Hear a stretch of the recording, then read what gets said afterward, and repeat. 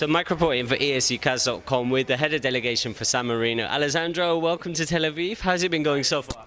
Hi. Everything is very nice so far. A very sunny country, lovely sea and beach. Okay, so this is gonna be a strange interview for me because we're friends. We've known each other. Oh, now your telephone is ringing. Well, we're Ursin, always Ursin. We're friends for a long time. So, but we have to have some formalities as well. And so, I understand that San Marino may be taking a slightly different direction next year from the internal selection. Maybe you can tell me some secrets about that. Well, you know too many things. Of course. I wonder who the source is. Of course. What the source is. This year has been special, and we wanted something special for the 10th year. Yeah. And so we definitely are very happy of our decision. But we need also to look forward to the future, and according to what the TV is looking for, I can't deny we would love to have another international selection, world selection. I think it was a great process last time. Yes. Unfortunately, the final decision hasn't been very happy, in my opinion. That is clear to everybody, I think. But yes, it was a good start, in my opinion. Okay. So hopefully that will be back next year. Hopefully, yes. Okay. Fingers crossed. Heard it here first. Okay, coming on to your stage presentation here, was everything here that you needed? Serhat is a total professional anyway, so I think, you know, he can work with whatever he is given. But how was it for you guys as a delegation? Did you get everything you needed? Were you happy with everything? Did they change anything you needed to change? The first rehearsal was not good. It is never good, because we've been writing, of course, in the previous weeks, and then we have seen the standing rehearsal, and we have sent our comments and remarks, and they basically did nothing or almost nothing. Okay. But they were ready to switch once we have seen the first rehearsal.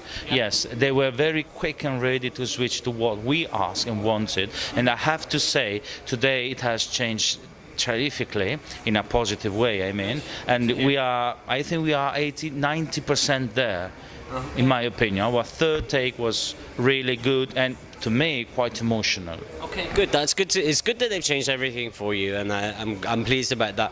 But it is always so, because they need also to get tuned with your what you want, what you need. Yes. Okay. Cool. So we're looking forward to the dress rehearsal then. Yes. Okay. What's your attitude to the promotional parties? There's quite a lot now. I think there's like 6 stops now on the promotional tour. Do you think it's useful? Tell me some things as a delegation. Well, last year, not this year, in 2018, I did 4 of them, I think, with the 2 girls. And it was very useful, because being one German and the other one from Malta, so they could meet and practice together. So I saw them performing better and better, promotional event after promotional event.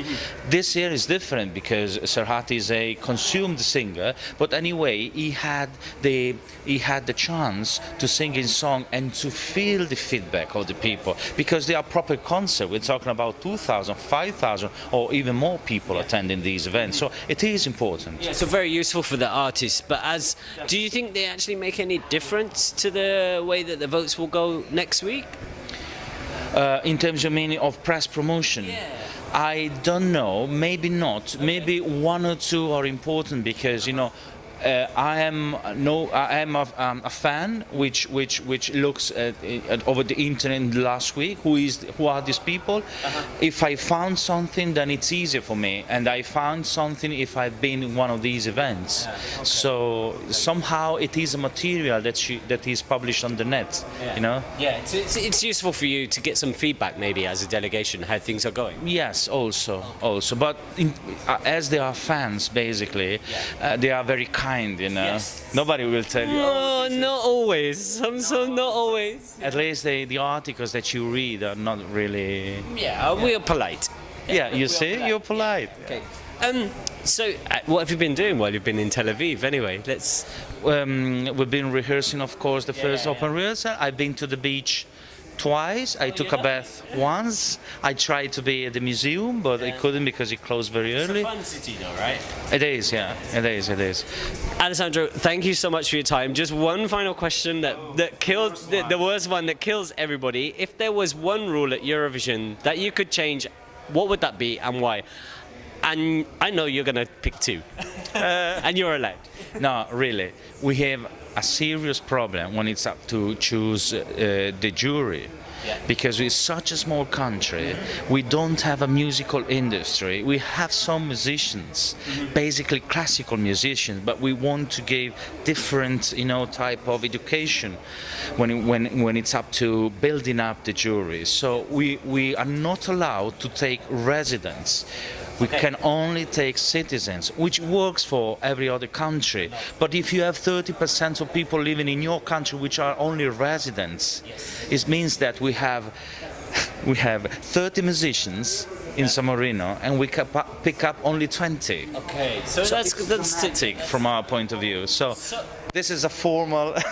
So one thing somebody else said to me was that maybe it would be a good idea that the countries can actually take people from outside their own country as jury members. So I think that would work for San Marino. No, I don't think it's a good idea. But think of this: we have a lot of immigrants. We have like 20,000 people outside the country, which is 100%. It's like saying 100 million Germans living in Germany and 100 million Germans living outside Germany. It's a huge number. What if we take 5 jurors from the United States with the San Marino passports? Yeah. They don't represent our culture. Yeah. The residents which live there since 10 years represent our culture more, even though they are Italians or Romanians or whatever, but they cannot have the citizenship just because the rules about the citizenship are stricter in a smaller country. So what we ask is apply the Italian law. If you are English, you come to Italy, after 5 years you get the Italian citizenship. So should the, so should the jurors can. That's my point. Okay. And the second thing that you would change? I'd love to have televoting in my country. Okay, yeah. That's always so a bit. do something.